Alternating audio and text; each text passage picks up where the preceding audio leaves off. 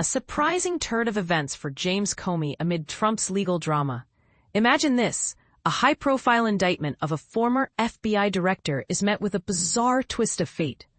On Thursday, The Daily Show host Jordan Klepper, https://www.huffpost topic, joked about how Lindsey Halligan's appointment as acting U.S. Attorney in Virginia's Eastern District, just days after former FBI Director James Comey, https://www.huffpost.com/entry, James Comey indicted, 934E4B03517, could ironically work in Comey's favor. Why?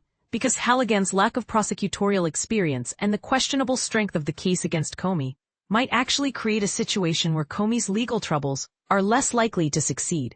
Comey faces charges of false statements and obstruction of justice, both serious offenses. Meanwhile, President Donald Trump has been vocal about his frustration with Attorney General Pam Bondi, accusing her of not aggressively pursuing political adversaries like Comey.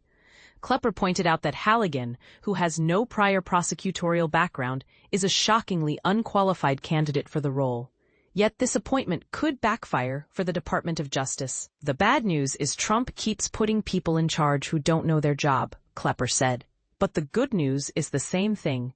In other words, don't worry, James Comey, you don't have to learn how to make toilet hooch just yet.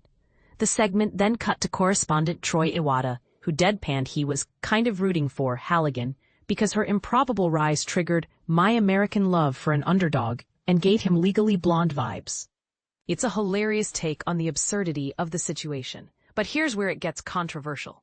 If Halligan is truly unqualified, does this reflect deeper systemic flaws in how the federal government appoints leaders? And this is the part most people miss. When someone is charged with obstruction of justice, the burden of proof is on the prosecution. If there's no solid case, the entire ordeal becomes a spectacle rather than a real legal battle. Do you think this is a sign of deeper issues in the system? Sound off in the comments below.